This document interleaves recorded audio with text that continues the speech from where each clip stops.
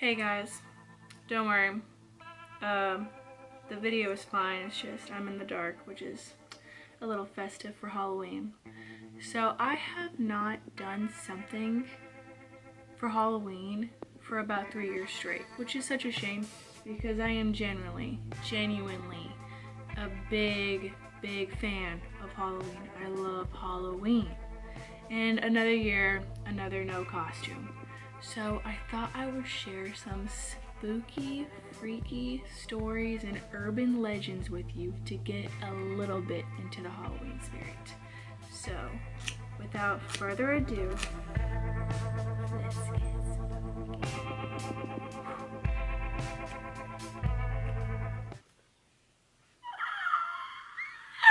Did you love that?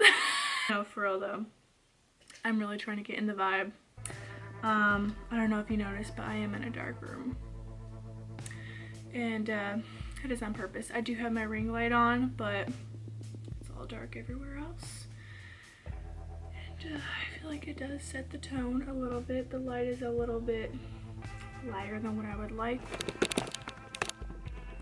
I want to get scared. I want to get you scared for Halloween. I want to just get a little nervous, you know what I mean? I guess this light's okay. I'm going to share with you guys 2 freaky stories, both from personal experience. One of them is about a Ouija board, and another one is about a paranormal experience that me and my sister went through. And then the other is just a little urban legend type of games that you can play, some paranormal games that you can play.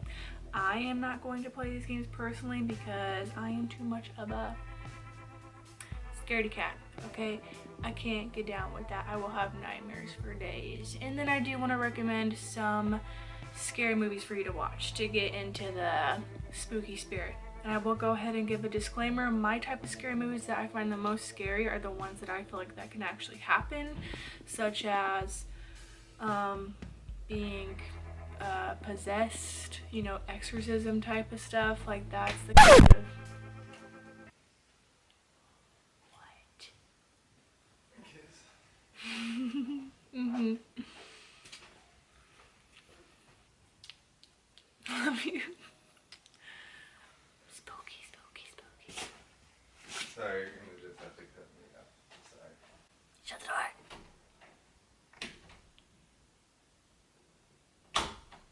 Like I was saying, I like to watch things that I feel like could actually happen. So those are the kind of stuff that I'm going to share with you, okay?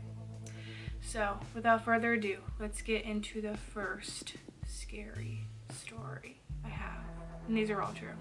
But maybe the first one, I'll go to like levels with it, okay? I'm gonna try to creep up the spooky spectrum. Okay, now I got the lighting perfect. So when me and Justine were younger, we were probably around, I was probably like in 7th grade and she was in 6th grade. We went to go see our friend Kiki. Shout out to you, girl.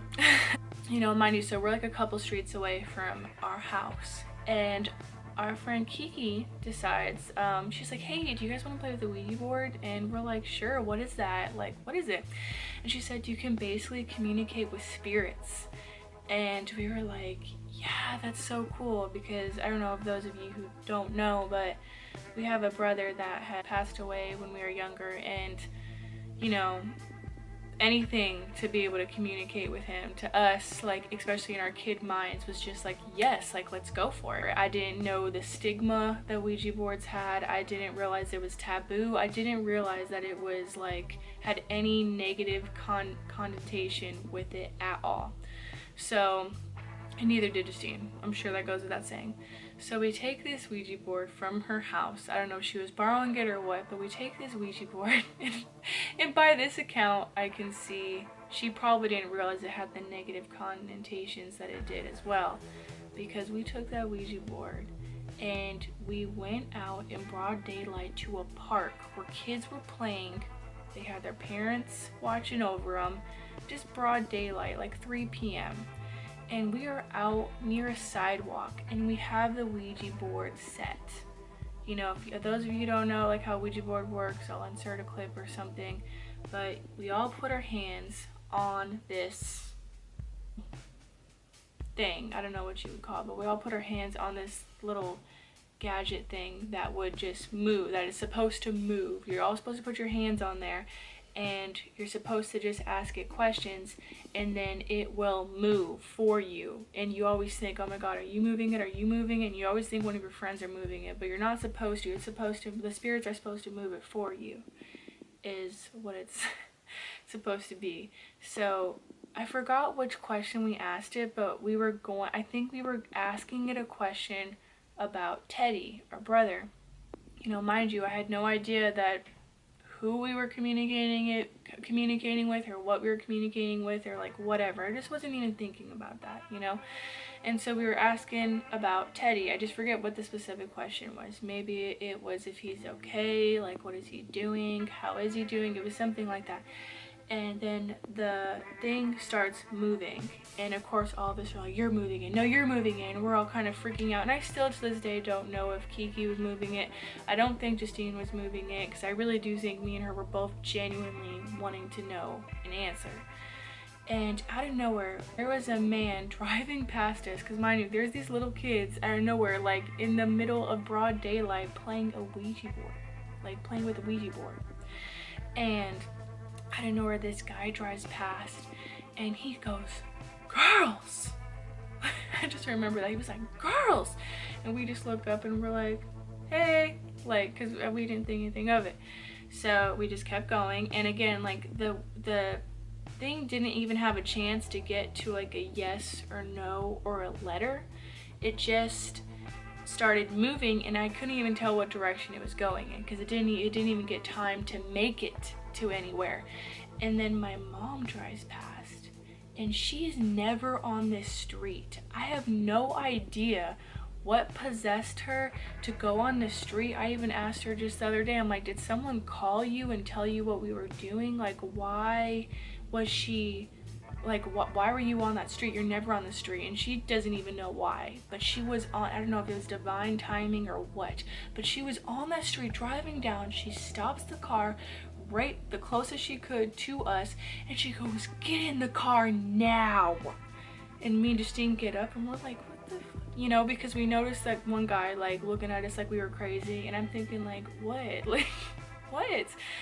And then my mom, like, she like is so angry and furious with us, and I'm thinking at this point, I didn't even realize that this was such a serious thing. I didn't think that adults would take this type of game serious, you know. And then we get pulled over to my parents' house, and then my mom tells my dad what happened, and they're like, what is wrong with you? Like, why are you playing with that? And I'm like getting really freaked out, because I'm like, was that something? Like, was that actually something? Like, to me it was just a game, you know. And for my adult parents to even be about it like that, that just really creeped me and Justine out. And we were just crying, and we're like, we just wanted to talk with Teddy, like we wanted to communicate with Teddy. And you know, of course they felt bad, and they were like, you need to not mess with that. You could have contacted something that wasn't Teddy. Just basically saying that we could have caused something bad for our brother, or we could have contacted a different like evil spirit, and to stay away from those things. And we were just like crying, because then we were scared, because at that point we were like, I hope we didn't, you know. And that's it for that story. I did tell you these stories have levels to it, but that was genuinely freaky. The fact that my parents even kind of co-signed on that was just very freaky for me and Justine. Now this second one, comment down below please if you have any Ouija board stories. Definitely don't mess with them if you haven't already. I don't recommend it. I've heard terrible stories. I don't think I've ever heard of a Ouija board story that goes good. So luckily my mom like stopped that shit. Like, she's like, no. Thank you, mama. This next story is generally freaky. Like, me and my sister were just talking about this the other night, because she knew I was gonna do this video. So we were in her house. This is actually the same house. Now that I think about it, I don't know if this happened after the Ouija board incident or before. I want to say it was after, but we didn't connect this together until I'm thinking about it now. I wonder if it had something to do with it. I really hope not. The way that our house was laid out on base, it's the same place that we were at, like I said, when the whole Ouija board thing happened. And Justine was in one room, and it was like a little hallway, and then I'm in the next room, right? It's like that. Okay, so like I'm not even like that far from her. So I guess Justine was taking a nap. We were both taking naps, each in our room. She was taking a nap, and then she looks up, like she wakes up, because the way her bed is, like the door is right there. And this is why I don't sleep with my door open. She opened up her eyes, and then she saw me standing there staring at her, like in the door frame, like just staring at her. And then she's like, what? Like what? Like, what do you want, you know? And I was just standing there. And she's like, what? And then I look at her, and then I just like run like towards like my room. And that's when she got up. And mind you, that was not me. Still to this day, she's like, Jade, you swear? And that freaks me out even more because I know it wasn't me. So I'm like, wait, so you really saw me? And yeah, like still it kind of gives me chills just thinking about that, because like, what the fuck? That was not me. I was in my bed sleeping. Like, she woke me up from a deep sleep, and she's like, Jade, like, was that you? And I was like, she's like, Jade, what are you doing? And I was like, what? I'm sleeping. Like, I was cranky as hell. I was like, I'm sleeping. What the fuck? What do you mean? And then she's like, Jade, like, you swear? Like, and she kind of started laughing. Like, she's like, you swear that wasn't you? Like, you swear that wasn't you? And I'm like, what? What are you talking about? And she's like, you didn't just go in my room and like stare at me and run towards here? And I was like, no. And then I started getting freaked out. I was like, are you serious? And she's like, yes. And she's like, are you serious? I'm like, yes. No, that was not me. And I'm like, and it went this way towards my room? And she was like, yes. So we got so freaked out. And honestly, our solution for solving this was actually very stupid. I don't know what we were thinking. But we took these Febreze. We took some Febreze, and we wanted to make it known to whatever that was that we were good people, and please do not mess with us, please do not harass us, we come in peace. That is what we wanted this thing to know. And still to this day, I cannot think of like why that thing formed into me, or like why she saw me, because it was not me. Like, that's just really creepy. I didn't even think that could like happen. It's kind of freaky. But so we started going around the house and spraying it down with Febreze and going like, we are good people, like, please just be nice to us, like, we like you, like, you're cool, just be cool and we'll be cool. Like, we were so scared, and I don't know what we thought the Febreze was gonna do, or like what we were trying to do, but we just know like she obviously really saw something, and it definitely wasn't me, so it was definitely something, and we just wanted to make sure like we're good. Still to this day, it's like, she's like, are you sure? And I'm like, are you sure? And it's still kind of very, very freaky. So now I want to get into the urban legend section. This is gonna freak me out, but so we've all heard of Bloody Mary. I think that we've all partaken in this as a kid for whatever stupid reason. I don't know why. Why do we do this? I just found out some new details about how you are supposed to do Bloody Mary, and they sound very legit and very promising. I do not recommend anyone do this. Oh, I'm already freaked out. So, what you need to do for Bloody Mary. Originally, I think we all thought the same thing. And I swear to God, because I am saying her name a certain amount of times, I'm not saying it repetitively, so that should not count. So help me God, please do not let that count.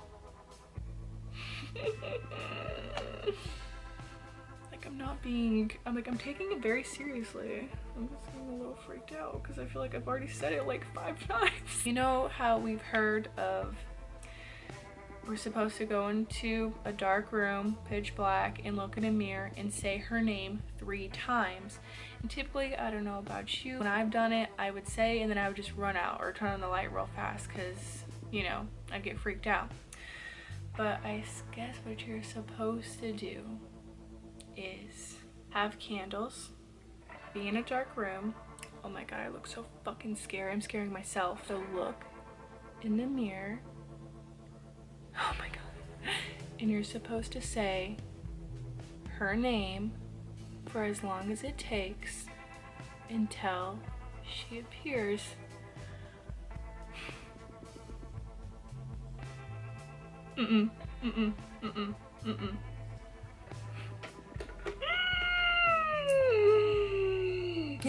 I'm sorry, that felt so fucking scary. For one, I felt like my face looked scary as fuck. Why do we do this to ourselves? Why do we subject ourselves to this freaky shit? It's like, it's either it's true or it's not true, but why the fuck are we trying to find out? You know what I'm saying? But let me know any of your freaky paranormal experiences. I'm always very interested in them, but I get really freaked out too. But let me know. I'm very curious, and I hope you guys have a happy Halloween, and I will talk to you guys next time. So, without further ado,